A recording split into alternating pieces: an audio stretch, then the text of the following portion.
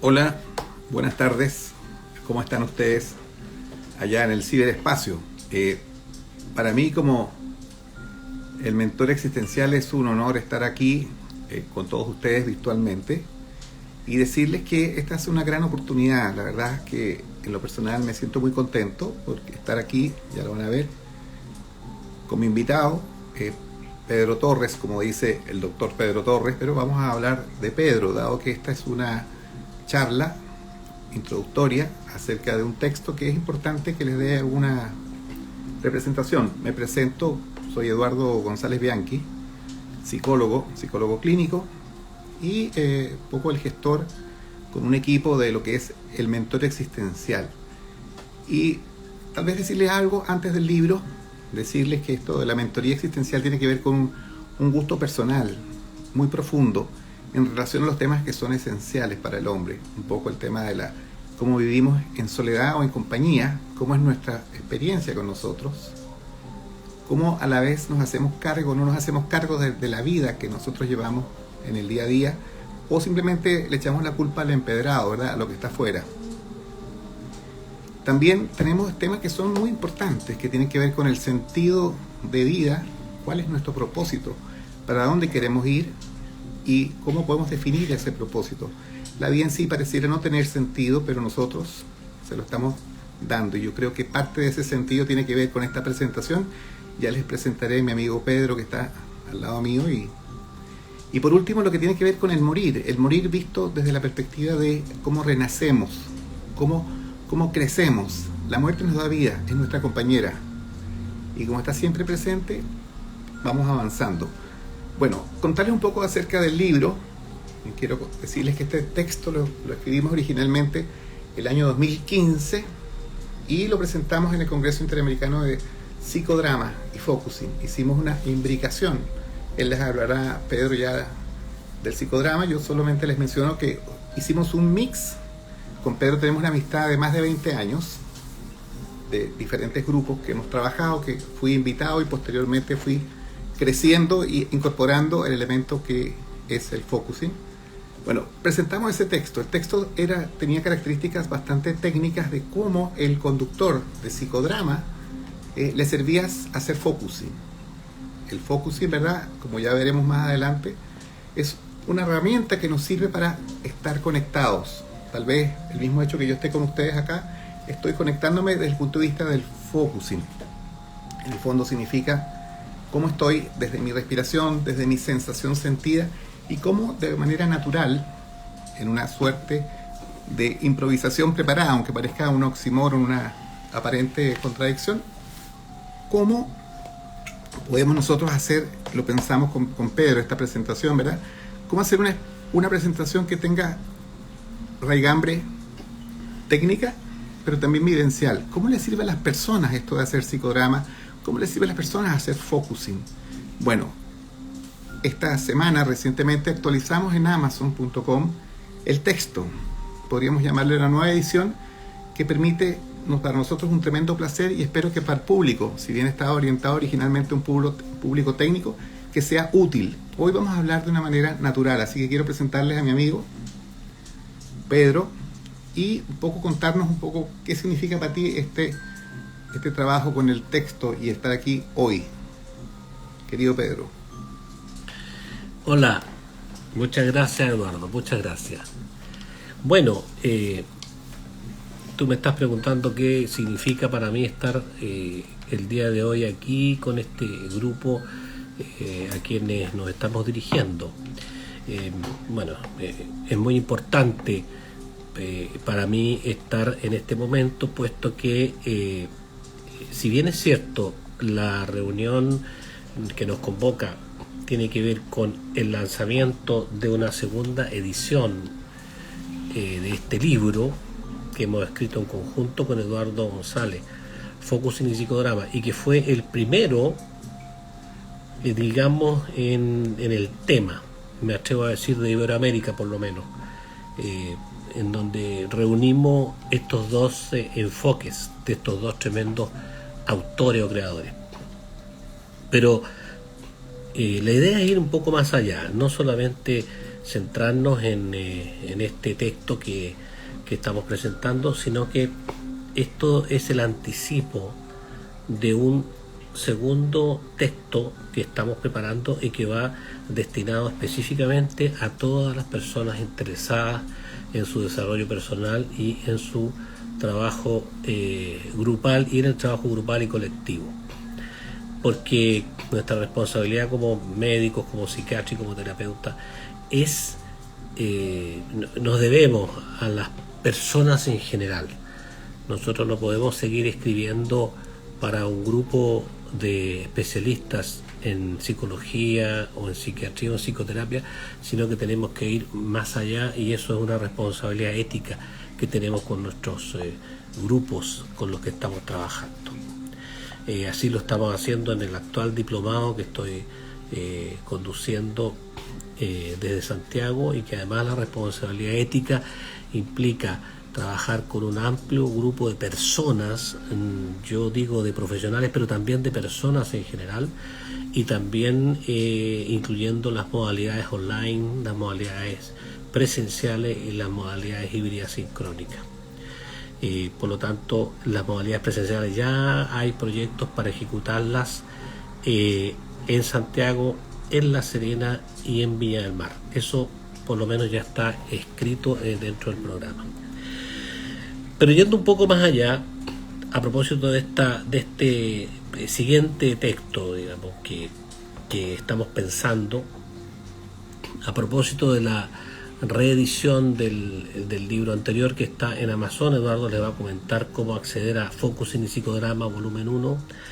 Nosotros hemos hecho una reunión de conceptos de Focusing y Psicodrama, pero hoy día en particular yo me atrevería a decir que es muy importante reunirlo con mentoría existencial.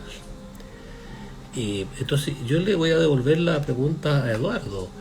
¿Qué es la mentoría existencial y cuál es entonces su relación con el focusing y con el psicodrama? Esa es la pregunta que yo voy a pimponearte, Eduardo.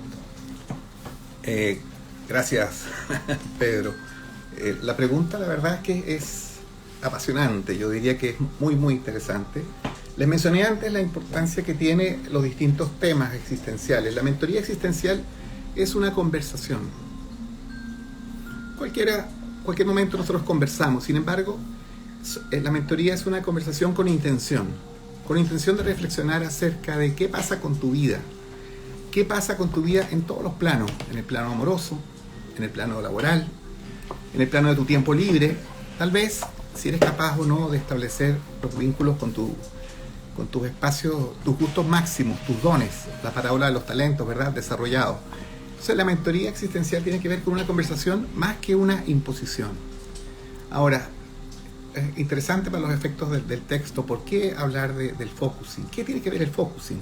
Primero, señalar que generalmente la psicoterapia tiene muchos componentes verbales. Uno supone que a través de un consejo, de una palabra, de una psicoterapia, que son diferentes de los consejos, uno establece un vínculo muchas veces racional y cree que la racionalidad tiene mucho de cabeza, mucho de mente. Lo que hacemos con el focusing es atender, como decía el maestro Eugene Gendlin, la atención crucial al cuerpo.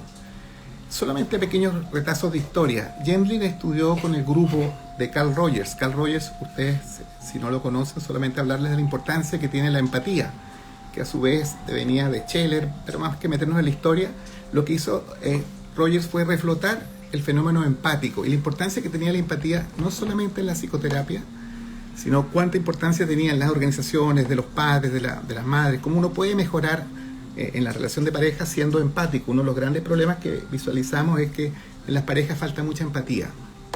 Bueno, Gendlin, alemán, que llegó a los 13 años a Estados Unidos, se conjunta con el grupo de Rogers, y en este grupo él plantea, ¿verdad?, el foco de qué manera ciertos pacientes tenían mayor éxito en la terapia. Rogers había estudiado qué cualidades tenían los terapeutas que podían ser útiles para ayudar a los pacientes de mejor manera. Dentro de ellos estaba la empatía. Y lo que hizo Gendlin, que fue lo interesante, es cambió el foco. Él dijo, en realidad, ¿qué personas antes de cualquier terapeuta, podían mejorar su vida y podían sanarse con podía predecir qué pasaba. Y él se dio cuenta que había una manera de comunicarse con uno, con la propia experiencia. Y esa experiencia tenía que ver con que tú te conectabas con tus propios sentimientos, con tus propias sensaciones, le llamó sensaciones sentidas. Hay que decir que Rogers y Gendrin creen que el organismo tiene sus propios mecanismos de sanación. Y esos mecanismos de sanación te llevan a una propulsión hacia la mejora. Cuando tú te conectas y dejas de ser tan racional, te conectas entonces con lo que sería el cuerpo, tus sensaciones. Entonces, por ejemplo, yo en este momento estoy con ustedes, cierro mis ojos y digo, ¿en qué estoy? Respiro, escucho música, siento ligera tensión por aquí que tiene que ver con ser claro con lo que estoy diciendo. Y entonces, al darme cuenta que estoy cada vez fluyendo más, entonces estoy en lo que significa un foco. Focalizo en mi cuerpo. No soy solamente la razón, sino que esta razón que hablamos antes del sentido de vida, del sentido de muerte, de lo que implicaba la soledad, lo que implicaba la responsabilidad, no está solamente implicado en un concepto existencial únicamente, sino que está arraigado en el cuerpo. Focusing.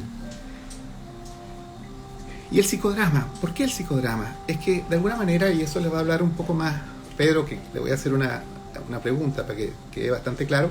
El psicodrama porque de alguna manera nosotros actuamos en la vida a través de ciertos roles de padre, madre, hermano, amigo, pareja, etc.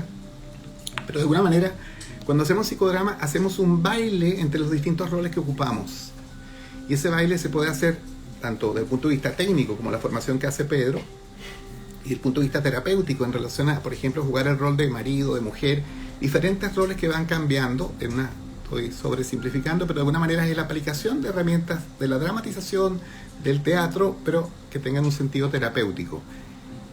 Entonces, de una manera sencilla, nosotros tenemos la claridad conceptual de la existencia misma. Tenemos la claridad conceptual asociada a la corporalidad. El cuerpo tiene su sabiduría y asociado también a la acción. Entonces tenemos pensamiento, sentimiento y acción. En esa regambre está lo que es el focus en el psicodrama. Por eso lo estamos haciendo, Pedro. Yo quiero preguntarte algo que dada la espontaneidad, que es una de las herramientas del psicodrama, preguntarte, ¿por qué elegiste, si eres el psiquiatra? Quiero decir que Pedro es muy biologicista, también es un psicoterapeuta, pero me ha llamado la atención esto jamás, y es cierto, no le he preguntado, ¿por qué eligió el camino del psicodrama como una de las corrientes teóricas? Sé que es un estudioso de la conducta humana y de distintos paradigmas y teorías, pero ¿por qué, Pedro, le interesa el psicodrama? Esa es una pregunta que me gustaría que tú respondieras a nuestro auditorio. Muchas gracias, Eduardo. Bueno, siguiendo un poco tu idea y siguiendo un poco la idea de este libro, este es el libro que nosotros escribimos, el volumen 1, y que está en Amazon, está publicado en su nueva edición, su reedición. Pero siguiendo un poco la pregunta, bueno, ¿por qué psicodrama? ¿Por qué elegí psicodrama? ¿Y por qué psicodrama? Psicodrama yo iría un poco antes del tema de los roles. El psicodrama es acción, es llevar a la acción una idea, un pensamiento, un deseo, una pasión, concretar en el fondo, concretar en la acción algo que tú tienes en tu mente, en tu imaginación o en tu fantasía. Eduardo, por ejemplo, hizo un ejercicio respecto de focusing. Cerró sus ojos, y del momento que Eduardo cierra sus ojos, ya está en acción. No es necesario siquiera que tú ahí en el otro lado de la pantalla levantes tu cuerpo, no es necesario ni siquiera que camines por el espacio del que tú dispones, sino que el momento que tú haces una acción tan sencilla como cerrar los ojos, en ese momento ya estás en la dramatización. Y ahí hay una confusión, porque se confunde dramatización con teatralización, y teatralización no es lo mismo. Teatralización es la exageración de la dramatización, en el buen sentido, por supuesto, puesto que el artista teatral lo que necesita es comunicar una acción hasta el último espectador que está en el lugar más lejos del escenario. Por eso que es importante para el actor teatral que la dramatización tenga además la intención de comunicar y que el gesto o el movimiento que él realiza en el escenario llegue a destino. Porque si no llega a destino, como la voz tiene que ser proyectada para el último espectador frente al escenario, entonces no va a ser entendido lo que quiere comunicar el personaje. Dramatización es previo, es acción. Por ejemplo, tú que estás ahí observando en este momento esta conversación, si tú en este instante cierras tus ojos, estás en acción. Y si mientras cierras tus ojos y estás con los ojos cerrados, que lo puedes hacer en este preciso momento, al mismo tiempo que recorres tu cuerpo y recorres tu respiración, te vas a centrar en tu sentir y te vas a hacer la pregunta que Eduardo se hizo hace un momento atrás: ¿en qué estoy? ¿En qué estoy en este momento? ¿Qué está sucediendo a mi alrededor?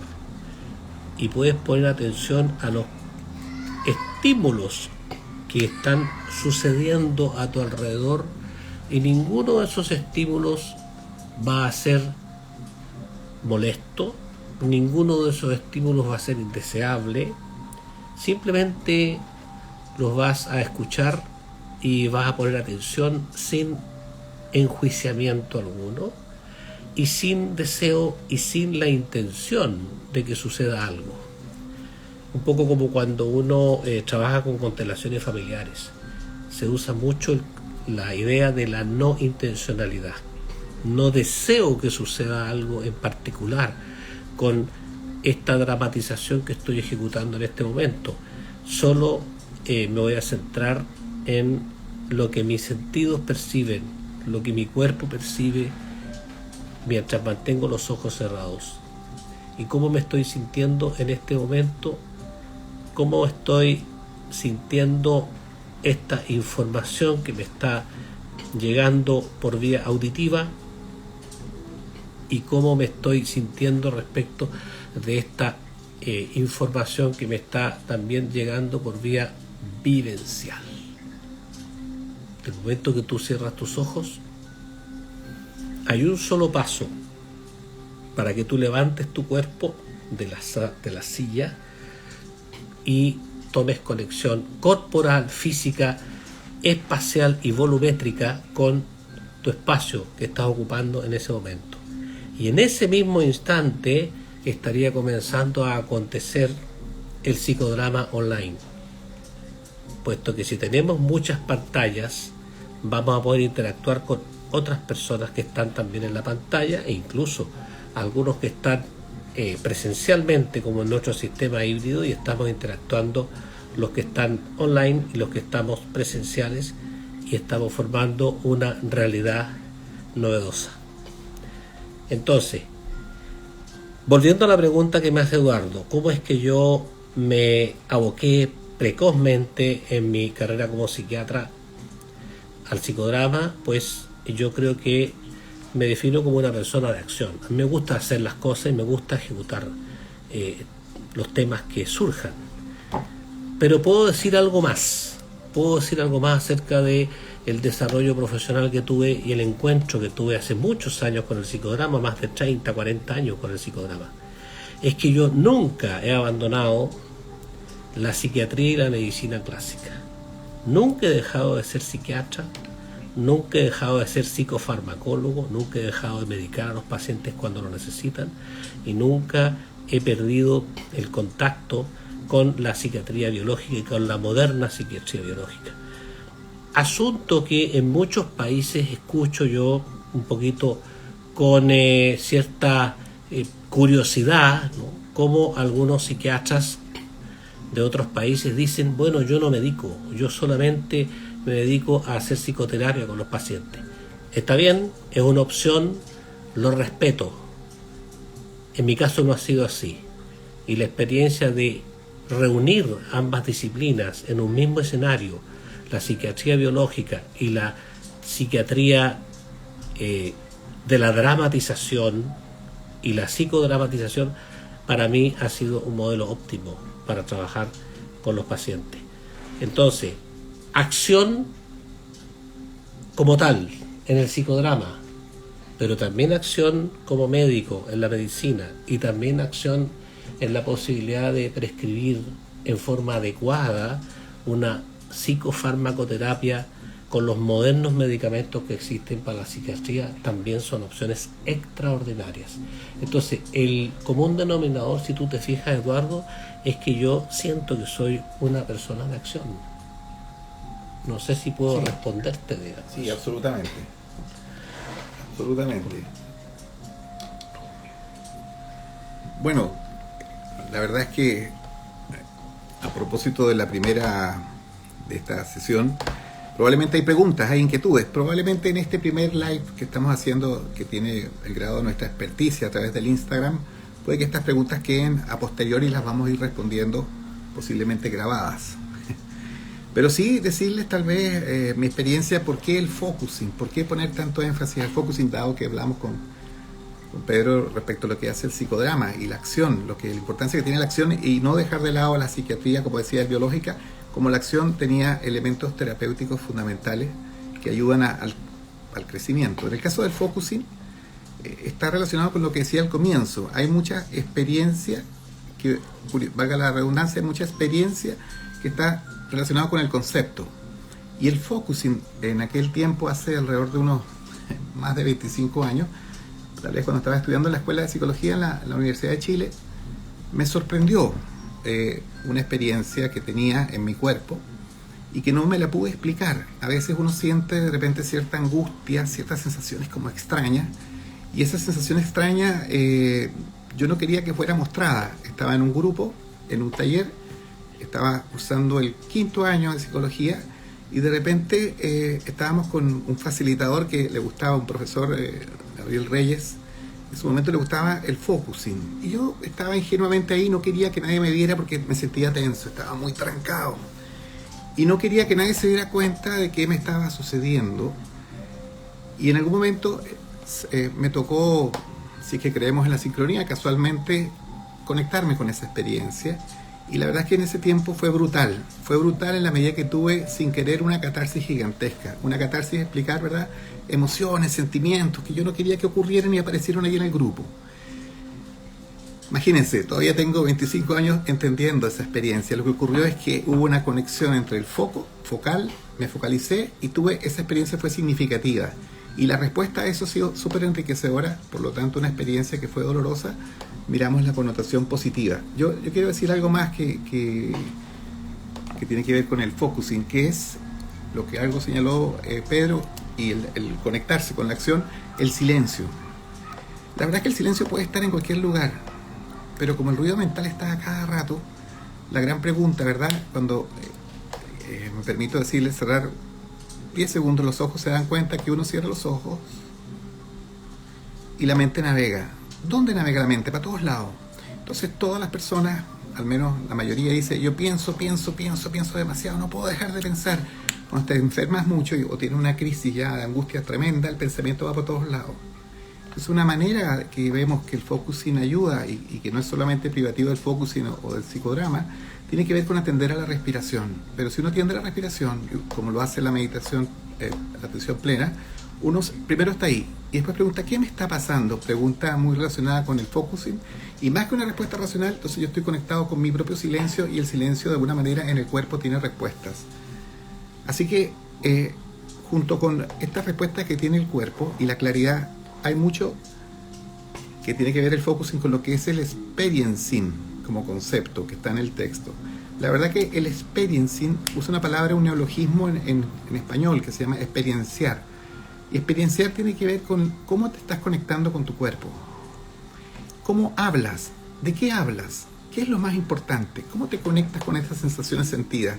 Entonces tú estás, de alguna manera, decía también Gendrin y los seguidores de Gendrin, que había una manera de conectarse. En la medida que tú estabas más en la cabeza, por ejemplo, siempre el ejemplo de si yo iba con mi padre a ver un partido de fútbol, y entonces en ese partido de fútbol decía: oye, el equipo, vamos a decir, Suiza es un... que bueno, lo que le gusta al equipo de Suiza son maravillosos, son fantásticos. Eso significa que yo me hacía cargo de una experiencia extraña a mí. Si yo era capaz de decir, en realidad, cuando yo veía los partidos de Suiza, me acercaba mucho a mi padre. Hay una experiencia más cercana, y distinto cuando yo digo, bueno, en realidad me encantó ir a los partidos de Suiza con mi padre, siento que estoy creciendo, que estoy avanzando y me gusta mucho esto porque me trae recuerdos de la infancia, pero esos recuerdos de la infancia en el presente, de ese silencio, te hacen crecer. Tal vez me gustaría saber cómo está el focusing tuyo, querido Pedrito. Vamos a hablar del focusing de Pedro para continuar con lo que es este tema experiencial. Muchas gracias, Eduardo. Yo la primera vez que oí hablar de focusing fue por allá por los años 1997, 98 en La Serena.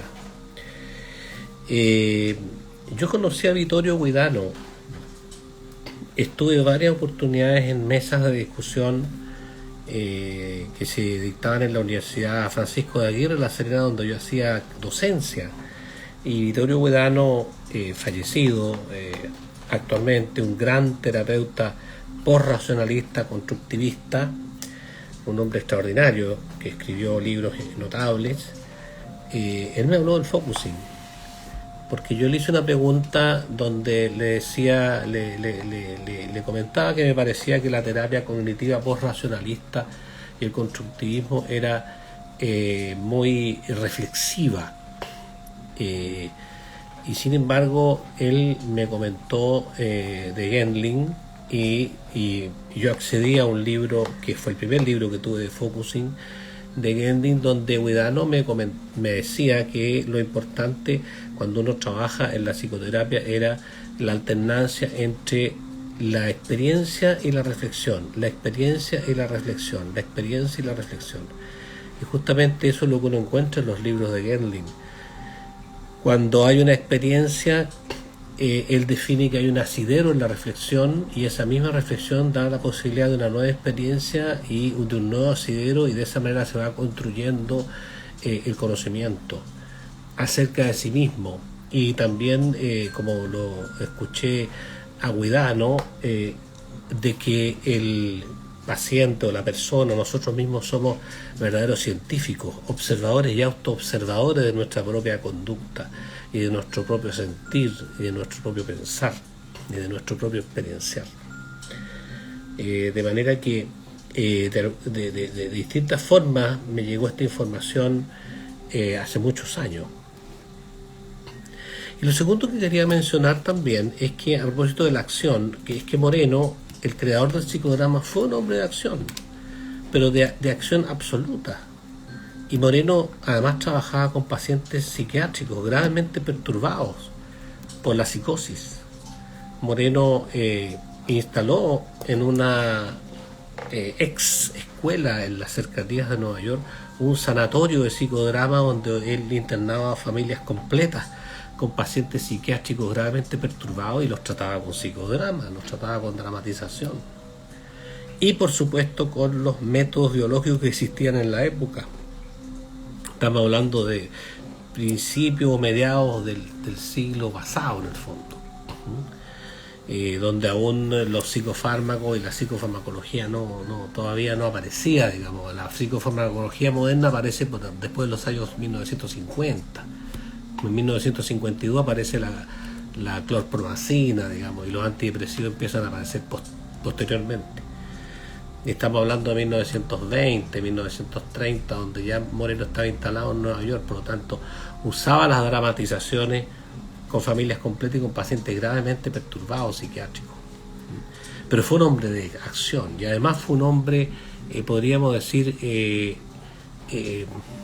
¿cómo es la palabra exacta? Tuvo coraje. Tuvo el coraje del creador y el coraje del innovador. Tuvo el coraje de no anteponer, pero sí de colocar la dramatización a la par con la conversación, que es tan propia del psicoanálisis. Porque el psicoanálisis es conversación. Las acciones en el psicoanálisis ocurren a nivel mental. pero no a nivel corporal externo.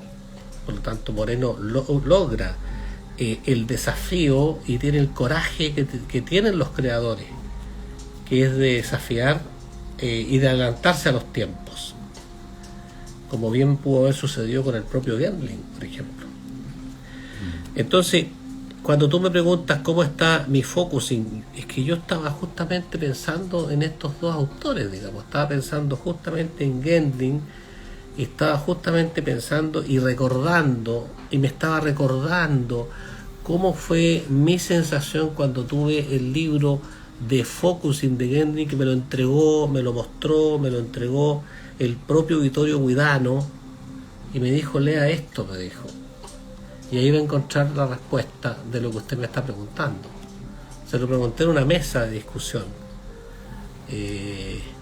para que vean ustedes cómo están las cosas sincronizadas. Y al mismo tiempo, cuando tú me hiciste la pregunta, me estaba recordando la historia de Moreno, que él fue un psiquiatra y un médico que trató a los pacientes psiquiátricos en forma totalmente novedosa, pero también él desafió los tiempos, y eso es notable, ¿no? Es notable el trabajo del creador, el innovador, el hombre que se atreve, hasta cierto punto el que va derribando barreras, mitos. Eso es importante, ¿no? El que desafía los tiempos, y que por eso también recibe críticas de lo establecido, del establishment, en términos de la psicoterapia. Así que la respuesta es, mi focusing iba por ese lado, era algo que necesitaba decir y comentar, y que quizás hoy día, guardando las proporciones, por supuesto, si nos queremos nosotros colocar como personas, como profesionales que queremos desafiar a los tiempos, se dice o se dijo mucho que este siglo era el siglo de los grupos, y en nuestro país, Chile, tenemos una deuda con los grupos, una deuda muy grande con los grupos.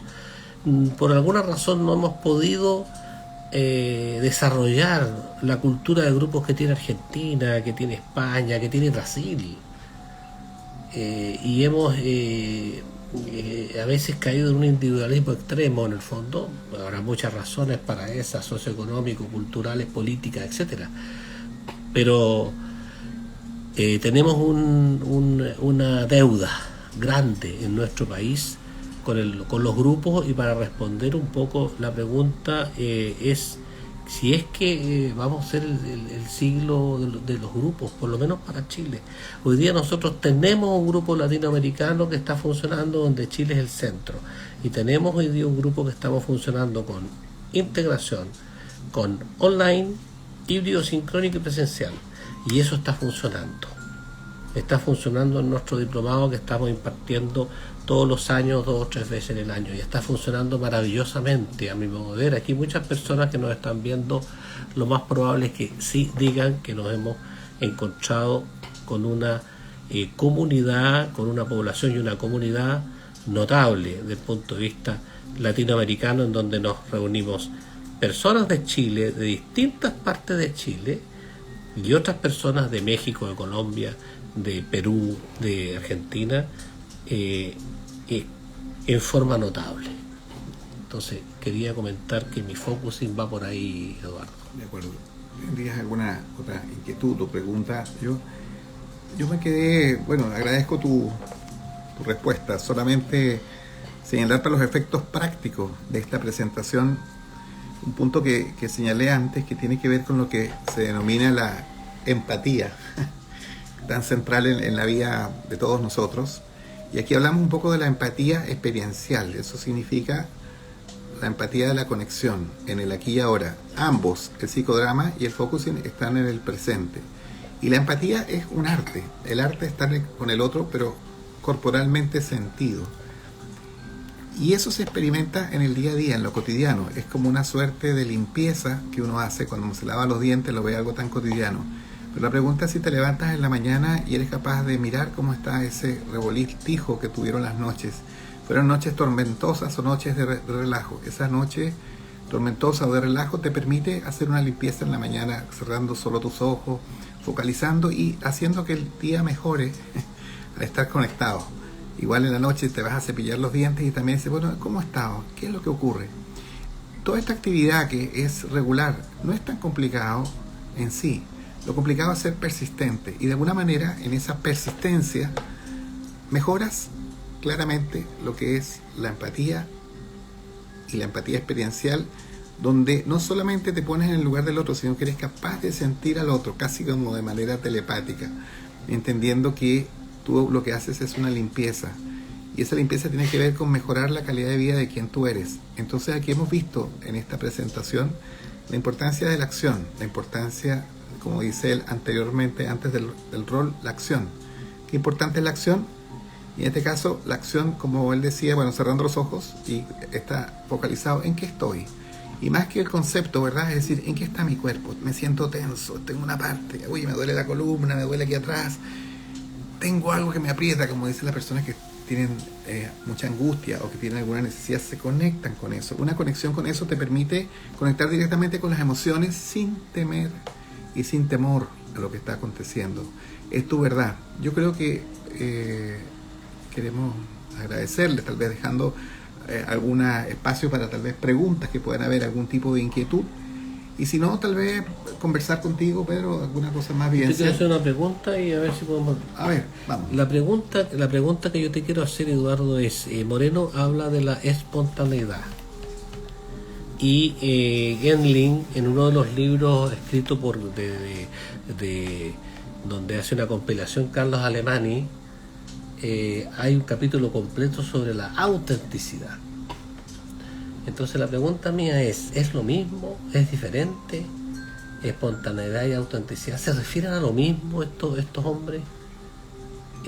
Esa sería, digamos, mi pregunta. Y después no sé cómo lo podemos hacer para que nos hagan algunas preguntas. Dale.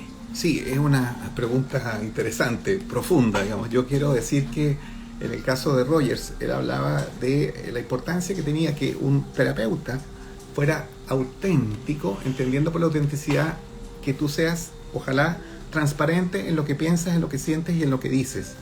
Si eres auténtico, eso tenía mayor acto de potencia en el cambio o en lo que tú provocabas. Te tornabas creíble. De alguna manera se fue desarrollando este concepto de autenticidad también a la congruencia, a lo experiencial que tú tienes. Si tú eres experiencialmente conectado con tus afectos, con tus sentimientos, y de alguna manera podemos generar un nuevo concepto que tal vez va más allá de la charla, que tiene que ver con el ser. ¿Y qué sería el ser? La conexión con tu propia verdad.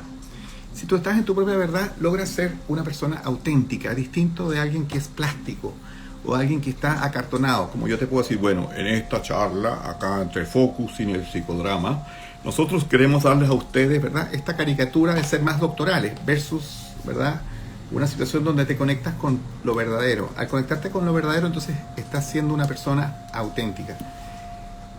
Y lo que señalas tú de la espontaneidad efectivamente tiene que ver, me permites la parafrasis, decir lo que es una acción fluida, una acción con el movimiento correcto. ¿Cómo conectar con la espontaneidad de lo que está sucediendo? ¿El movimiento auténtico?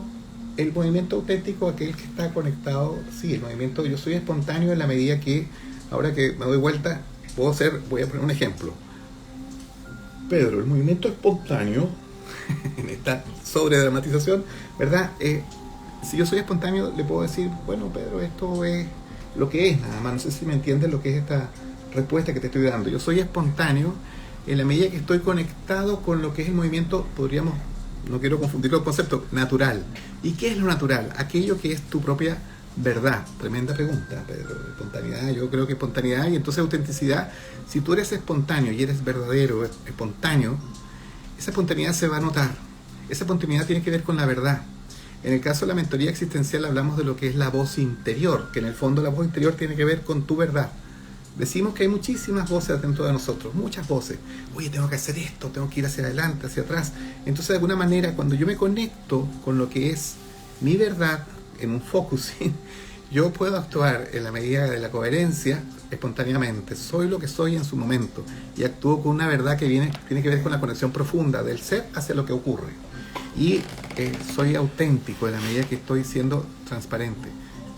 ¿Quisieras agregar algo más a la respuesta? Te pregunté, digamos, puesto que si existe algo relacionado con el movimiento auténtico del que hablan los junguianos. Sí. Es una suerte de... El movimiento auténtico tiene relación con lo que es el Tai Chi. La verdad es que el Tai Chi, que viene más bien de corrientes orientales, en el sentido extremo, hay una serie de rituales que uno realiza, ¿verdad?, para tratar de conectarse con la energía. Bueno. Pero en el caso del movimiento auténtico tiene relación más bien con conectarse con lo que está pasando aquí y ahora. O sea, tú te mueves en la medida que hay un sonido, podríamos llamar un sonido del universo o un sonido personal. Ese sonido es el movimiento auténtico en la medida que es espontáneo y está relacionado con lo que sucede. A veces podemos movernos muy trancados, muy bloqueados. Y el movimiento auténtico, que es lo que tú dices, el movimiento auténtico junguiano, que podría ser una derivación de lo junguiano. Entonces, el movimiento auténtico es, por ejemplo, el caminar con fluidez, el caminar tranquilamente por la vida, el vivir, el trabajar fluidamente, está el concepto de fluidez. El concepto de verdad que tú puedes amar con fluidez. Son todos conceptos que pueden parecer ideales, pero que están absolutamente imbricados en lo que es el movimiento auténtico. Agradezco profundamente. Aquí dice si focusing sería lo mismo que un objetivo. A ver, es una pregunta que acabo de ver. La verdad es que el Goleman, que es el autor de Inteligencia Emocional, habla del focus. El focus se refiere básicamente a la atención que uno tiene. Uno focaliza, hace focus en algo.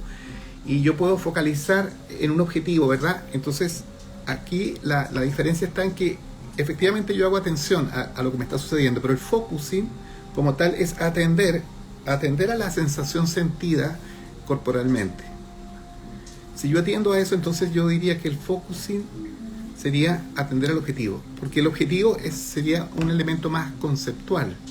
Yo puedo atender un objetivo, ¿verdad? Y puedo poner la atención racional, o puedo centrarme en lo que me provoca en mi cuerpo ese objetivo, y eso sería focusing. Entonces, mis queridas oyentes, ¿alguna otra pregunta que quieran hacer? Espero contestar de mente trader. Sí. Si no es así, yo creo que estaríamos como dándole una especie de generar un pequeño cierre. Esperemos un poco, a lo mejor hay esperamos, tal vez hay una pregunta, sí. Porque tenemos tiempo todavía, tenemos unos 3 minutitos para alguna pregunta que surja. ¿La estás viendo ahí? Sí, es que la vi aquí abajo, esto donde decía el Demente Trader, y la mayoría nos ha saludado, así que podemos simplemente darle las gracias por esta breve charla. Saben entonces que el texto... Ahí más. Gracias. El texto está en Amazon.com y cualquier duda ya sabemos que está el mentor existencial, o la posibilidad que ustedes se suscriban a este canal que estamos viendo ahora por el Instagram, y también está esdrama.cl. No, está www.edraschile.cl. Ahí está la publicidad y la promoción del diplomado que empezamos el 29 de este mes, y que está con una parrilla de por lo menos 20 profesores internacionales y de Iberoamérica durante todo el año, y tenemos jornadas presenciales, tenemos jornadas online y jornadas híbridas sincrónicas, y estamos ya gestionando la posibilidad de que las jornadas presenciales sesionen en Santiago, cosa que está ocurriendo en Viña del Mar y en La Serena por el momento. Sí, perdón, hay una pregunta que acabo de ver acá, aparte de los agradecimientos, que dice: ¿qué sucede cuando cuesta conectarse con el interior de uno? En un caso, bueno, podríamos llamarlo más biológico, más psiquiátrico, psicológico, como la lexitimia, cuando uno no se conecta con los sentimientos, no los reconoce. Pero en este caso, hablemos de la situación natural que puede ocurrirle a cualquiera. Cuesta conectarse con uno. Probablemente lo que uno puede hacer es empezar a conectarse con las mismas sensaciones, aunque parezcan muy en bruto, el cuerpo. Primero el cuerpo, porque el cuerpo tiene mucha sabiduría. No es solamente un concepto nuestro, es un concepto de los maestros acá y también de Rogers y de Gendlin.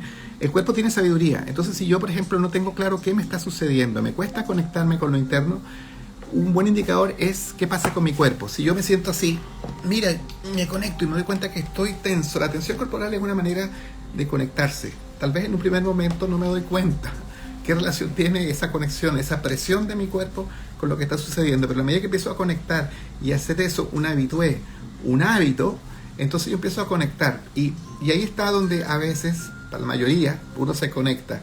Por ejemplo, yo cierro mis ojos y tengo una sensación acá y digo, mira, no sé qué me pasa, me cuesta conectarme, pero ¿dónde está que me cuesta conectarme? Y me conecto con esa parte que puede parecer abstracta, pero que está en el cuerpo y que permite tener mucha claridad, mucha empatía con uno mismo, que es fundamental.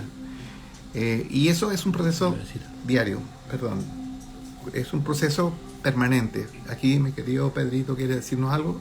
Pedrito. Claro, por supuesto. Es una muy buena pregunta. ¿Qué pasa con el tema de la alexitimia? Bueno, hay dos conceptos, alexitimia y alexisomia. La alexitimia es una dificultad para exponer en palabras las emociones, alexitimia, y la alexisomia es una dificultad para poner en palabras las sensaciones. Por lo tanto, si tú recibes un paciente o una persona alexitímica y alexisómica, es muy poco probable que en una primera sesión o en un primer encuentro le haga sentir, porque esa persona no va a sentir y puede incluso angustiarse y sentirse descalificada y desvalorizada por un terapeuta que sí puede sentir mucho, o incluso puede haber un familiar, digamos, en el fondo, y lo puede descalificar y le puede decir, tú no sientes nada, tú eres un robot, etcétera, etcétera. Entonces hay que tener mucho cuidado con ese tipo de descalificaciones, porque esas personas muchas veces han tenido toda una historia y toda una vida en donde es lo que saben hacer y es como se saben comportar, y muchas veces tiene que ver con los psicotraumas que han vivido en la vida. Por lo tanto, es un proceso que requeriría tiempo. Muchas veces este tipo de terapia para los pacientes alexitímicos y alexisómicos, o para las personas alexitímicas y alexisómicas, es un proceso que va de arriba hacia abajo. O sea, primero tiene que ir desde lo cognitivo hacia abajo, hacia lo conductual y hacia lo comportamental y hacia lo corporal. Y lo primero que un paciente recibe muy bien es que uno etiquete lo que le está sucediendo y que uno le explique en palabras qué es lo que es la alexitimia y qué es lo que es la alexisomia, cosa que vea si él desde la reflexión y el análisis se siente conectado con lo que tú le estás describiendo. A mí me ha dado resultados terapéuticos generalmente con los pacientes cuando opero de esa manera, y de a poco, en un proceso y en un trabajo en el tiempo, se van conectando con su sentir, pero eso requiere tiempo y requiere mucho respeto por los pacientes alexitímicos y alexisómicos, quienes están en esta condición porque la vida los ha llevado a esa condición. No es que sean malas personas en el fondo, eso es un punto importante, digamos. Démosle. Bueno, yo solamente, si tuviera que, esta pregunta se la voy a hacer un poco tramposa para finalizar esta charla, preguntarle a Pedrito, y posiblemente me puede, Pedro, ¿verdad?, hacer un rebote de la pregunta, que eso es lo peligroso, hacer preguntas delicadas. Decirle, si tuvieras algo que decirle al público en general, a los que tenemos acá en esta charla, darles alguna indicación. Decía Krishnamurti que no des consejos ni aunque te los pidan. Este es un consejo, pero yo diría, ¿qué cosas le sugerirías a las personas en términos de promoción de la salud, de cómo poder estar bien? ¿Hay alguna cosa que tú resumirías y le dirías a ellos? Yo les diría algo que está a la vista y que lo estamos viendo en este momento y que está tan a la vista que no lo vemos. Ese es el punto. Y yo les diría que nos acostumbremos y que confiemos en esta manera de comunicarnos a través de las pantallas y de lo online. Funciona, realmente funciona. Y si podemos articular lo online con lo presencial y hacemos un mix, una mixtura entre un dispositivo y una otra forma de comunicación, yo les diría a estas personas y a todo el grupo que está en estos momentos relacionándose con nosotros a través de la pantalla, es que está tan a la vista esta posibilidad nueva de comunicarnos, que de estar tan encima no vemos la tremenda potencialidad que tenemos de comunicarnos, puesto que sobrepasa fronteras, sobrepasa usos horarios, sobrepasa idiomas, países y lenguaje, porque esto es una nueva forma de estar presentes, y esto es una nueva corporalidad, colegas y amigos. Esto es una nueva corporalidad, esto va a ser un nuevo focusing, esto es una nueva manera de hacer focusing, y es un nuevo cuerpo al que tenemos que empezar a acostumbrarnos. No sé si te respondo Absolutamente. Yo creo que solamente para finalizar, me permito, ¿verdad?, un pequeño ejercicio de focusing. Y sentidamente cierro mis ojos, darles las gracias por esta charla que nos han permitido estar ahí presentes, de nuestro texto del 2015 actualizado en Amazon en el 2023, pero esencialmente este contacto humano, como dice Pedro, a través de esta videocámara. Muchas gracias, es nuestro primer live de muchos que van a venir, así que muchísimas gracias a todos ustedes por estar acá. Y eso, ¿algo más quieres pedirte? No, encantado de haber participado y de haber contribuido con mi modesta experiencia. Ok, bueno, bye, hasta la próxima, chao.